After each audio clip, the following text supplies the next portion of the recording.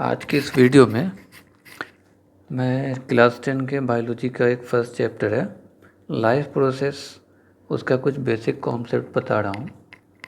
Examination में उसे board level से ये बहुत ही इम्पोर्टेंट है, तो इस वीडियो को पूरा लास्ट तक देखिएगा। इसमें सबसे पहले एक टर्म आता है लाइफ प्रोसेस। तो हम लाइफ प्रोसेस को डिफ़ाइन करते हैं कि लाइफ प्रोसेस क्या होता है। तो लाइफ का मीन्स होता है जीवन, और प्रोसेस का मतलब होता है जो प्रोसेस किया जाता है, जैसे लाइफ को पूरा जिया जाता है। लाइफ के अंदर जितनी भी घटनाएं होती है, जितने भी इवेंट्स होते हैं, वो सारे हमारे लाइफ प्रोसेस के अंदर आ जाता है। तो लाइफ कैसे चलता है इस चीज़ को देखते हैं। तो लाइफ प्रोसेस में जैसे कि रेस्पिरेशन है, न्यूट्रिशन है, सर्कुलेशन है, एक्सक्रीशन है, तो ये सारी चीज़ें जो हैं एक ह्यूमन बीइंग्स के लिए ही नहीं, जितने भी लिविंग ऑर्गेनिज्म है सब के लिए ज़रूरी होता है। तो यही कहलाता है life process.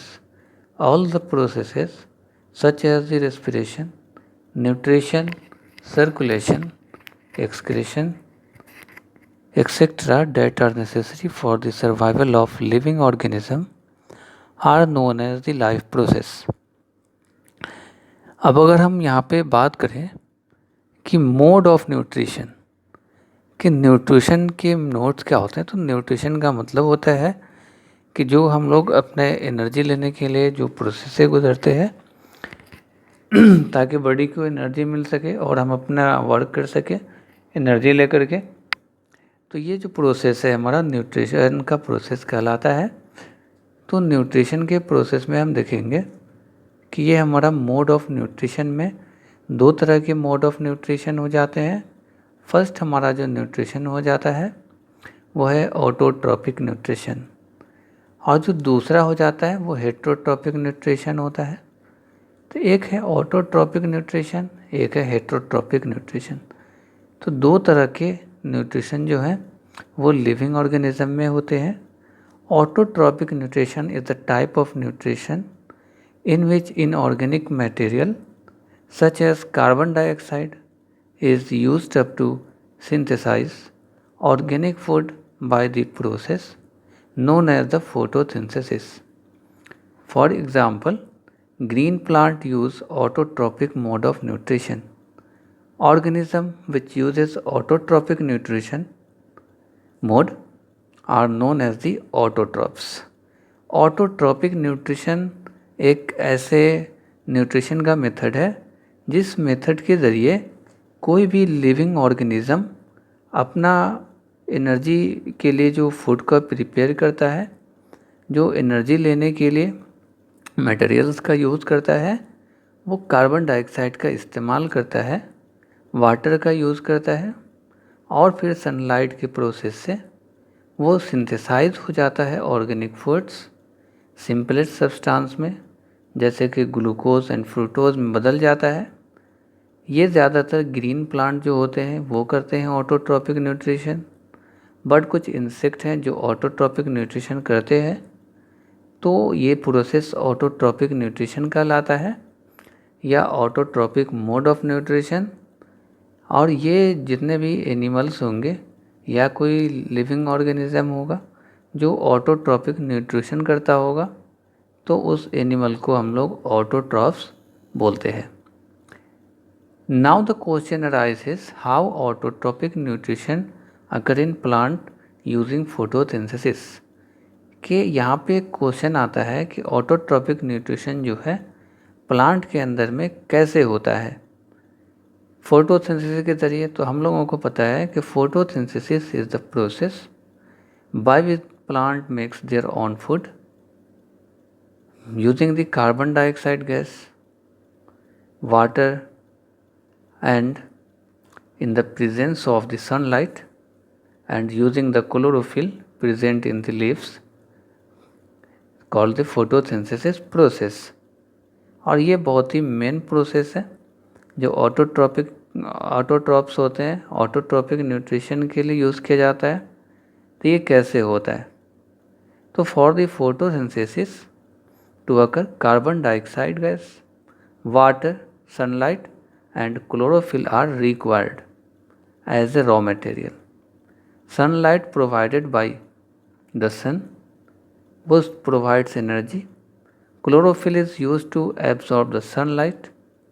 Carbon dioxide is reduced the carbohydrates and water is oxidized to release the oxygen.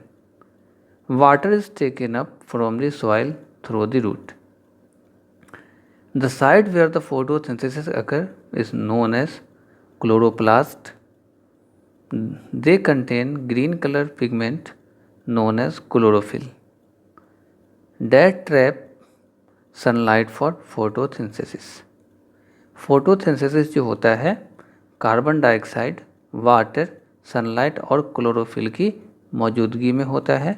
In materials की ज़रूरत होती है फोटोसिंथेसिस के लिए, जिसमें जो सनलाइट है वो एनर्जी प्रोवाइड करता है फोटोसिंथेसिस प्रोसेस के लिए, और जो क्लोरोफिल है उसका वर्क होता है कि वो सनलाइट को एब्जॉर्ब कर सके।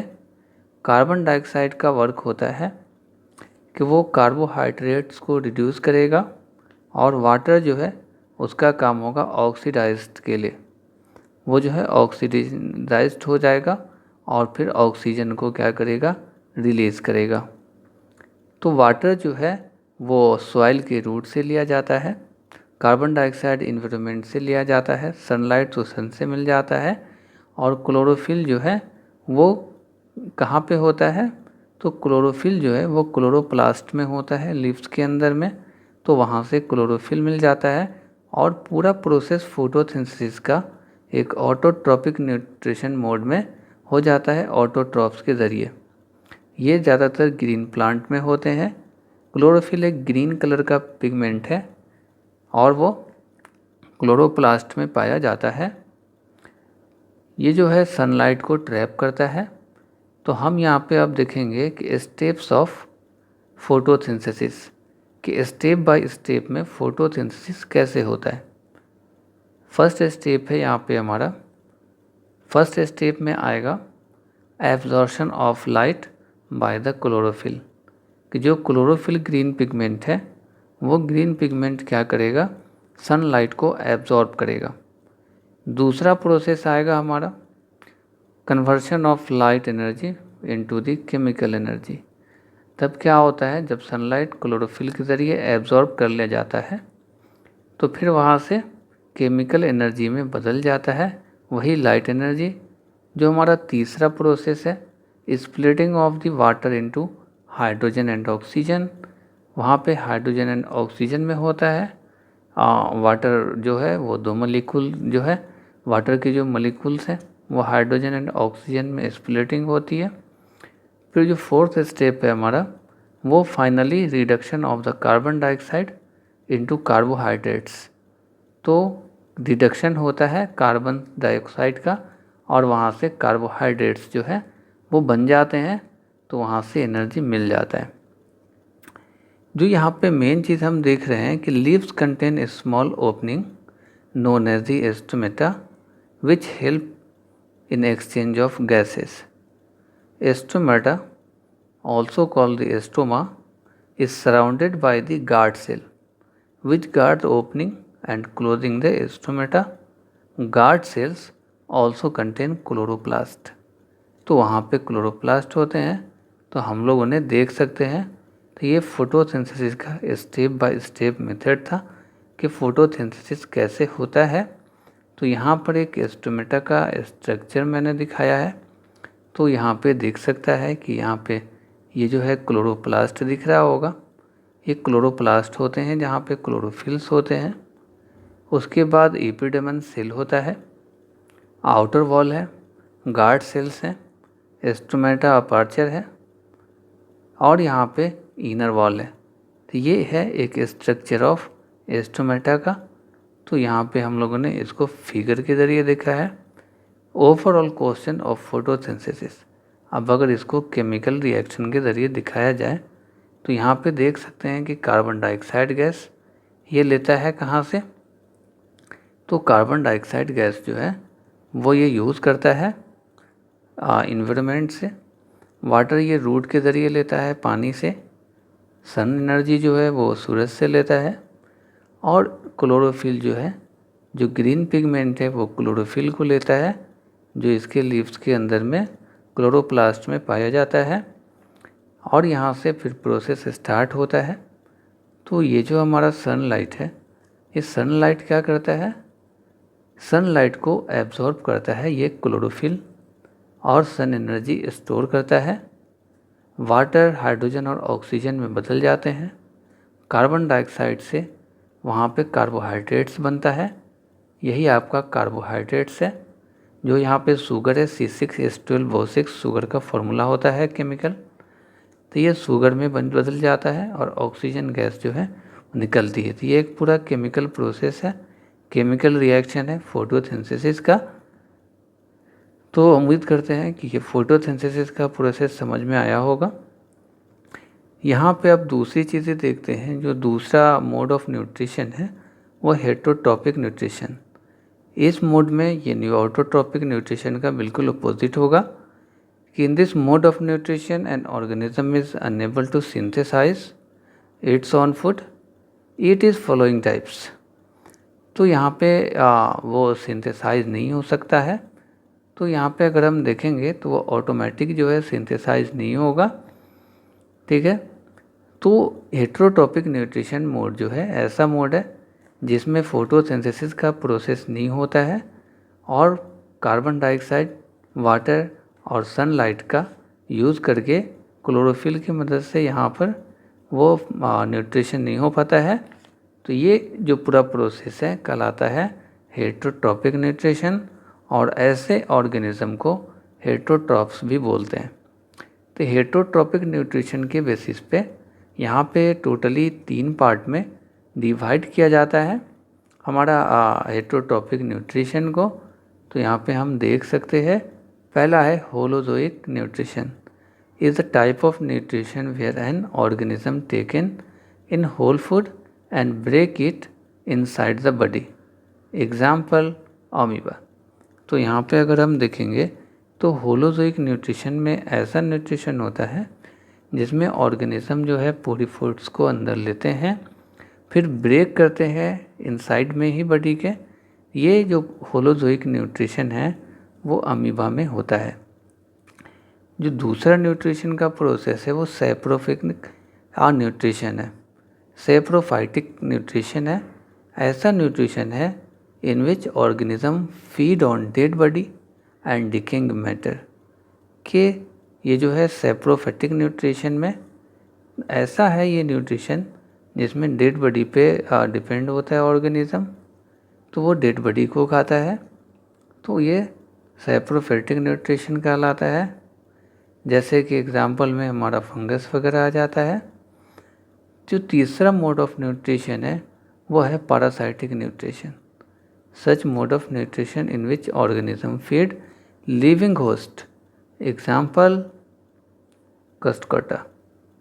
तो यहाँ पे देखिएगा, तो ये हमारे 3 तरह के न्यूट्रिशन है, होलोजोइक न्यूट्रिशन, सैप्रोनिक न्यूट्रिशन और पैरासाइटिक न्यूट्रिशन।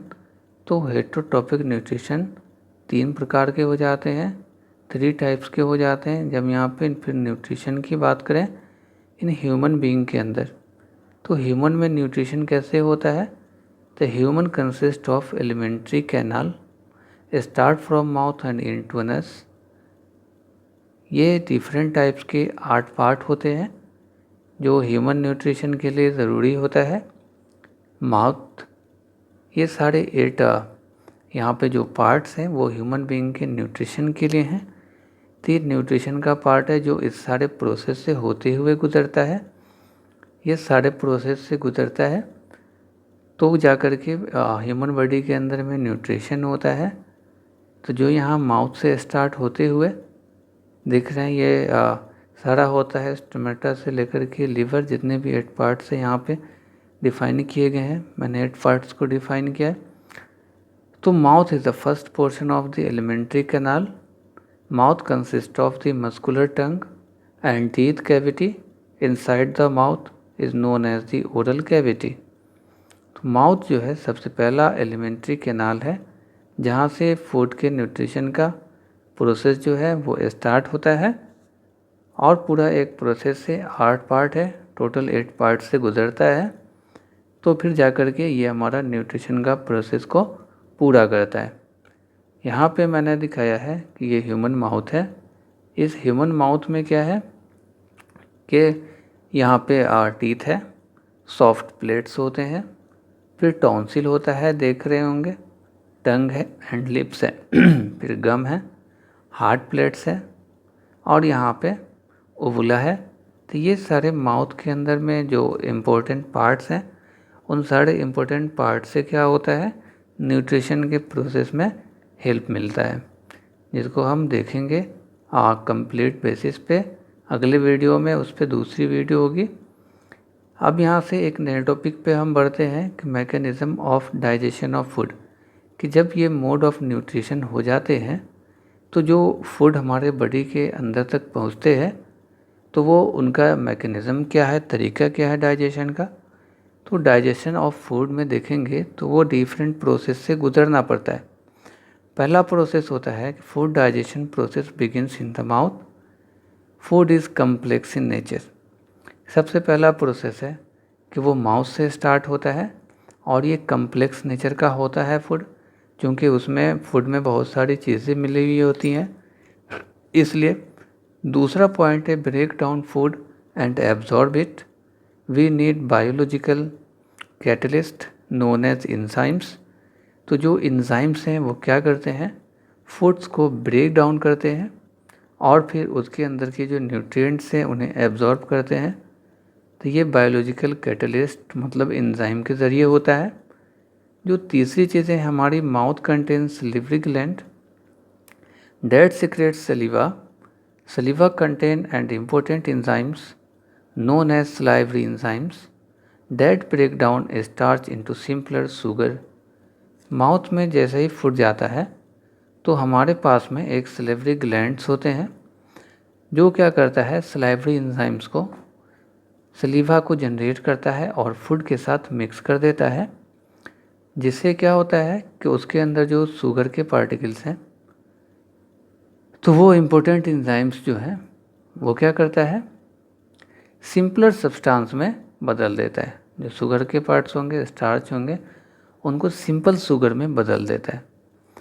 जो नेक्स्ट प्रोसेस होगा हमारे फूड के डाइजेशन का, food that passes via oesophagus into the stomach. The movement of the food inside the esophagus and occurs via rhythmic contraction of the muscle known as the peristalsis। तो ये वहाँ से आगे बढ़ जाता है। Stomach contain gastric gland that secrete mucus, hydrochloric acid and pepsin. Pepsin is a protein जो कि डाइजेस्ट करने में काम आता है, डाइजेस्टिंग एंजाइम्स बोलते हैं पेप्सिन को। और हाइड्रोक्लोरिक एसिड जनरेट होता है और गैस्ट्रिक ग्लैंड से गैस्ट्रिक जूस जनरेट होता है, जिसको कि म्यूकस बोलते हैं। तो ये सारे हमारे फूड के साथ में मिक्स हो जाते हैं। जो नेक्स्ट चीज़ें हैं हमारी, वो नेक्स्ट चीज़ हम यहाँ पे देखेंगे कि after stomach food then enter to a small intestine. A small intestine is larger in the herbivores due to the cellulose digestion compare to carnivorous. तब वो स्मॉल इंटेस्टाइन में इन कर जाता है। नेक्स्ट प्रोसेस है complete the digestion of carbohydrates. Protein and fats occur in the small intestine. Small intestine में digestion होता है, कंप्लीट कार्बोहाइड्रेट्स का होता है, प्रोटीन और फैट का डाइजेशन स्मॉल इंटेस्टाइन में होता है। और फिर उसके बाद small intestine receive secretion from pancreas. जो हमारी पैंक्रियाज होती हैं, तिल्लियाँ होती है, तो वहाँ से क्या, and bile juice from the liver. तो लीवर से बाइल जूस निकलता है और पैंक्रियाज से पैंक्रियाटिक जूस निकलते हैं। तो वो दोनों मिक्स हो जाता है फूड के साथ में इंटेस्टाइन के अंदर में, स्मॉल इंटेस्टाइन में, जिसमें बाइल जूस जो है हमारा वो हेल्प करता है इमल्सिफिकेशन ऑफ फैट में, और पैंक्रियाटिक सिक्रेशन जो है एंजाइम से वो जो है वो क्या करता है, trypsin for the protein digestion के लिए। तो यहाँ पे हम देखेंगे जो इसेंशियल वॉल है वो कंटेन ग्लैंड्स होता है उसके पास में, जो सिक्रेट करता है इंटेस्टाइनल जूस को। तो इंटेस्टाइनल वॉल जो है वो इंटेस्टाइनल जूस जो है वो निकालता है। तो बाइल जूस का वर्क क्या हो जाएगा, इमल्सिफिकेशन ऑफ फैट, मतलब फैट को इमल्सिफिकेशन करता है, फूड से फैट के पार्टिकल्स को निकालता है। और दूसरे जो हमारे पास एंजाइम्स है पैंक्रियास से, जो पैंक्रियाटिक जूस निकलते हैं, पैंक्रियाटिक एंजाइम्स निकलते हैं, उनका काम क्या होता है, वो प्रोटीन को एब्जॉर्ब करते हैं उस फूड से। और जो हमारा नेक्स्ट है वो है small intestine has will that increase the surface area of absorption of food. तो फूड के एब्जॉर्प्शन के सरफेस एरिया को क्या करता है, वो बढ़ा देता है। फिर नेक्स्ट प्रोसेस है, वहाँ से फूड बढ़ता है, and absorb food is then transfer to the large intestine. और जो एन ऑब्जॉर्व होता है जिसके अंदर कुछ भी नहीं बचता है, वो लार्ज इंटेस्टाइन को दे दिया जाता है। और फिर उसके बाद जो अनडाइजेस्टेड फूड होता है वो जो है एक्सक्रीशन प्रोसेस के ज़रिए बाहर जाता है। तो ये एक लंबे से प्रोसेस से फूड का डाइजेशन एक ह्यूमन बॉडी में होता है। जो दूसरा हमारा लाइफ प्रोसेस में है, मैंने पढ़ा था कि रेस्पिरेशन। तो respiration is the metabolic process which involve breakdown of food to release energy known as the respiration.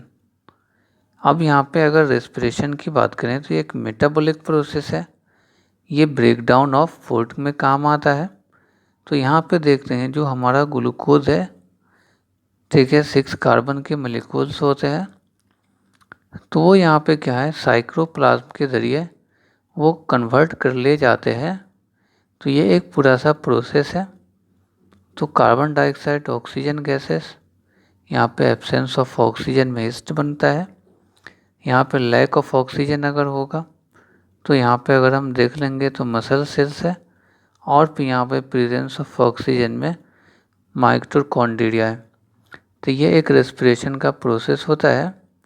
तो यहाँ पे अगर हम देखेंगे, नेक्स्ट चीज़ अगर हम देखेंगे तो यहाँ अगला चीज़ हम देखेंगे, breakdown of the pyruvate into the ethanol and carbon dioxide is absence of the oxygen is known as the fermentation, and this process occur in the absence of oxygen. It is known as the anaerobic respiration. When the pyruvate is broken down in carbon dioxide and water in presence of oxygen is known as the aerobic respiration. The energy released during the process is used up by the synthesis at ATP. ATP stands for adenosine triphosphate. Compared to animal, plant use stomata to exchange carbon dioxide and oxygen. This exchange occurs through diffusion. अगर इसी respiration की बात हम human body में करते हैं, तो respiration in the human being, respiratory system start consist of the nostrils, nasal cavity, pharynx, trachea, bronchi, bronchioles, and then lung. In the lung, alveoli are present where the exchange between the oxygen and carbon dioxide take place. ये एक लंबे से process को मैंने diagrammatic तरीके से दिखाया है कि स्टेप बाय स्टेप जो मैंने बताया वो एक स्टेप के ज़रिए जो है यहाँ से गुजरता है, और फिर कार्बन डाइऑक्साइड और ऑक्सीजन गैस का जो है रूपांतरण होता है, exchange of oxygen and carbon dioxide gas human body के अंदर रेस्पिरेटरी सिस्टम के ज़रिए, ये पूरे प्रोसेस के ज़रिए बनाया जाता है। तो यहाँ पे हमने देखा कि humans have respiratory pigment known as hemoglobin to carry the oxygen to the different part of the body and remove the carbon dioxide from the body. Compared to the oxygen, carbon dioxide is more soluble in water, so it is usually transported in dissolved form transport. तो यहाँ पे आप देखेंगे transportation in human being में transportation कैसे होता है। तो blood is a fluid connective tissue that transport food, oxygen, carbon dioxide, nitrogen waste और nitrogenous waste etcetera. Blood contain plasma and blood cells. Red blood cells carry oxygen throughout the body. Heart is the pumping organ in the body. कि transportation जो होता है human being के अंदर में कैसे होता है। तो ब्लड एक फ्लूइड कनेक्टिव टिश्यू है, बहने वाला है, ब्लड फ्लो करता है, फ्लूइड है तो वो फूड का ट्रांसपोर्टेशन करता है, न्यूट्रिशन का। उसके बाद ऑक्सीजन का ट्रांसपोर्ट करता है पूरे बॉडी को, कार्बन डाइऑक्साइड निकालने का काम करता है, नाइट्रोजस जो वेस्ट होता है उसको निकालने का काम करता है। हमारे जो ब्लड होते हैं उनके अंदर में प्लाज्मा होता है और ब्लड सेल्स होते हैं। तो रेड ब्लड सेल्स जो है carry out the oxygen gas through out the body. तो रेड ब्लड सेल्स का काम क्या होता है, पूरे बॉडी को ऑक्सीजन की सप्लाई करना। तो यहाँ पे हम देखेंगे जो कि हीमोग्लोबिन में होता है, ब्लड के अंदर होता है। तो heart is the pumping organs in the body. Human heart is the 4 chambered with the 2 atrium and 2 ventricle। दो यहाँ पे देखेंगे कि एक ह्यूमन हार्ट में 4 चैम्बर्स होते हैं, 2 चैम्बर्स एट्रियम होते हैं और 2 जो है वेंट्रिकल्स होता है। Left atrium receive the oxygen. तो यहाँ पे हम देख सकते हैं कि जो हमारा यहाँ देख सकते हैं हार्ट में कि left atrium receive the oxygen rich blood from the lung. Left atrium क्या करता है, रिसीव करता है ऑक्सीजन रिच ब्लड को। While receiving blood it relax. Left ventricles pump oxygen rich blood through the body.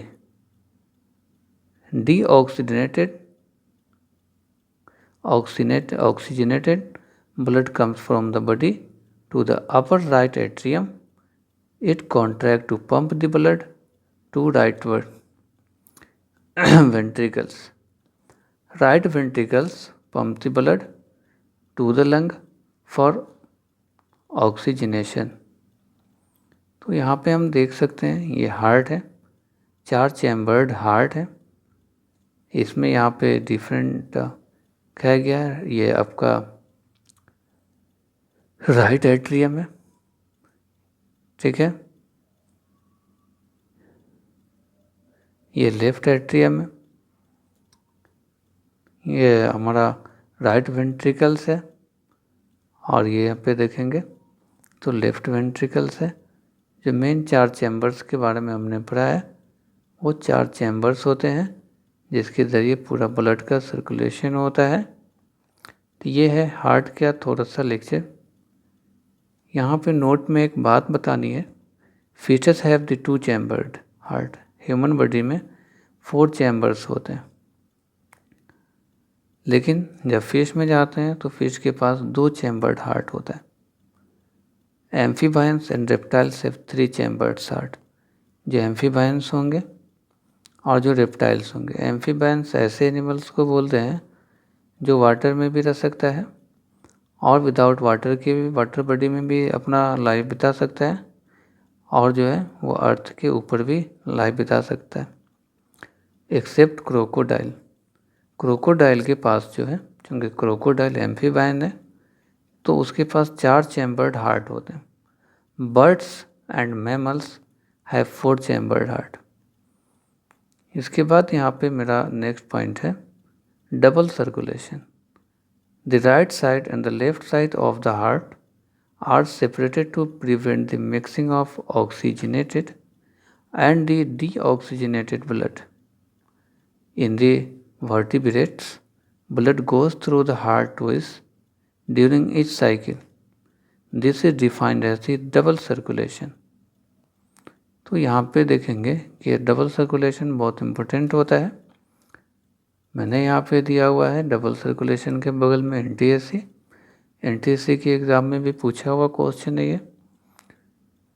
तो यहाँ पे अब मैं देखूँगा कि डबल सर्कुलेशन में कि ब्लड जो है वो हार्ट को डबल मिलता है, 2 बार हार्ट को ब्लड मिलता है, एक बार ऑक्सीजनेटेड ब्लड, एक बार डीऑक्सीजनेटेड ब्लड। तो यहाँ पे एक नोट्स है कि the force that the blood exerts against the wall of the vessel is known as the blood pressure.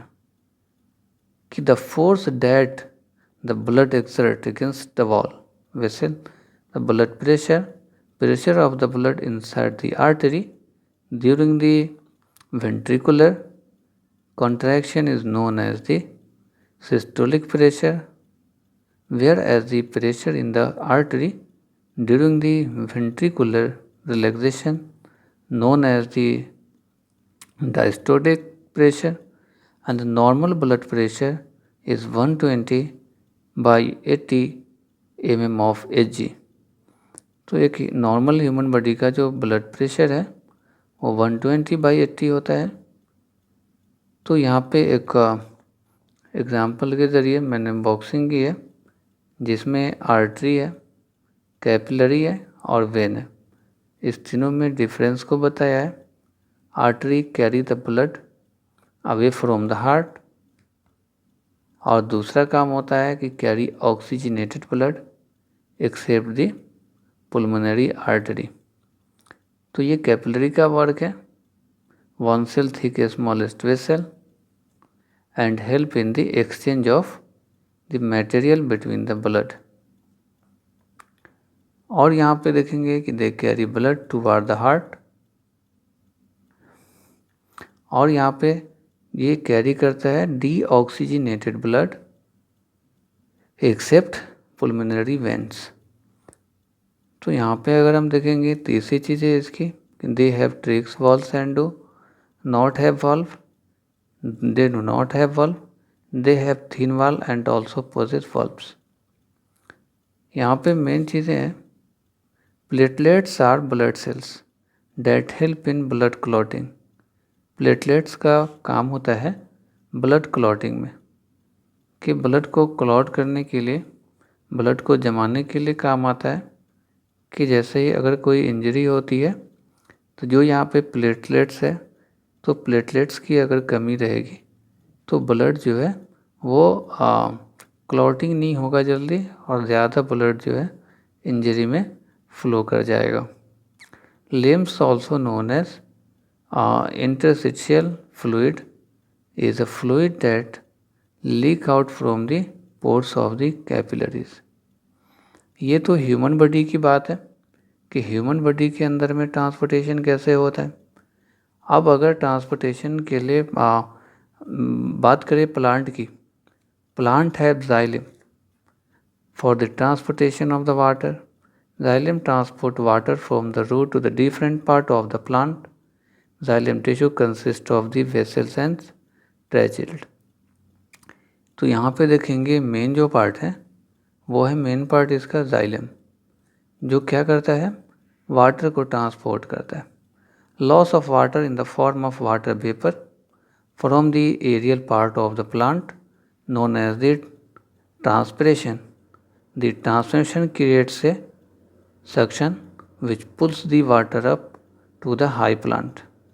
Similarly, transport food in the plant occurs via phloem। It transports food from the leaves to the different part of the plant। तो xylem का work है कि वो क्या करता है, water का transportation करता है, और जो हमारे पास फ्लोएम है ये फूड का ट्रांसपोर्टेशन करता है प्लांट के अंदर।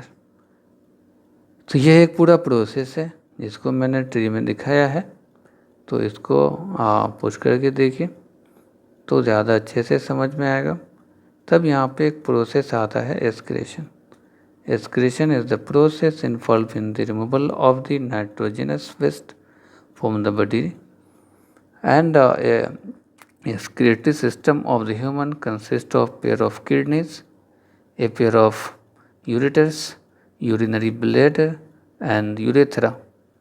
जो हमारा एक्सक्रीटरी सिस्टम है एक ह्यूमन बॉडी का, उसके अंदर मेनली जो कंसिस्ट होते हैं वो इम्पोर्टेंट रोल होता है किडनी का, इम्पोर्टेंट रोल होता है यूटेरस का और यूरिनरी ब्लैडर का और यूथेरा का। तो जो हमारा नेक्स्ट है पॉइंट एक्सक्रीशन के लिए कि basic filtration unit of the kidney is known as the nephrons. जो फिल्ट्रेशन प्रोसेस है किडनी का उस प्रोसेस को कहते हैं नेफ्रॉन्स। जो nephrons are the structure and the functional unit of kidneys. They consist of Bowman's capsules and renal tubules. तो ये चीज़ें हैं। नेक्स्ट है हमारा एक्सक्रीशन के प्रोसेस में कि for the formation of urine some substances such as glucose amino acid are selectively reabsorbed. Amount of water absorbed depend on how much water is there in the body. And next is the urinary bladder is a muscular structure and it is under the nervous control. तो यहाँ पे हम देख सकते हैं, ये एक मैंने डायग्राम के ज़रिए दिखाया है कि हमारा यूरिनरी वेन है, यूरेटर है, ये हमारी किडनीज है, ये ब्लैडर है और ये यूरेथ्रा है और ये रीनल आर्टरी है। तो यहाँ पे हम देख सकते हैं ह्यूमन एक्सक्रीटरी सिस्टम है जो ये पूरी तरह से वर्क करता है। नोट में एक चीज़ें हैं कि plant excrete their waste through the transpiration. तो प्लांट जो है वो उनका एक्सक्रीशन जो है वेस्ट प्रोडक्ट का ट्रांसपिरेशन के ज़रिए होता है। Plant also produce some excretory waste in the form of gums और रिजाइंस एक्सेट्रा। जो हम लोग देखते हैं तो ये यहाँ पे हम लोगों ने देखा, आज इस टॉपिक में पढ़ा है लाइफ प्रोसेस। आज बायोलॉजी का ये क्लास 10 के लिए फर्स्ट टॉपिक था। इससे रिलेटेड मैंने एक और वीडियो बनाया है जिसके अंदर लाइफ प्रोसेस से रिलेटेड छोटे छोटे क्वेश्चंस हैं जो कि आपको कॉन्सेप्ट को क्लियर करने के लिए बहुत ज़रूरी होगा। तो इस वीडियो को कंप्लीट देखिए। इस वीडियो के अंदर आपको हर वो इम्पोर्टेंट पॉइंट मिलेंगे जो लाइफ प्रोसेस में पढ़ना बहुत ज़रूरी होता है और मैंने उसे बहुत ही आसान लैंग्वेज में समझाने की कोशिश किया। आप इस वीडियो को पूरा देखिए और अपने दोस्तों के साथ में शेयर भी कीजिए। फिर हम इसके साथ नेक्स्ट वीडियो अपलोड करेंगे जिसके अंदर आपको इसके रिलेटेड इम्पोर्टेंट क्वेश्चंस होंगे जो कि कॉन्सेप्चुअल भी होगा और दूसरी चीज़ें हमारे के कॉन्सेप्चुअल होने के साथ साथ वो बोर्ड लेवल के लिए भी बहुत ज़रूरी होगा। तो चलिए हम मिलते हैं नेक्स्ट वीडियो में।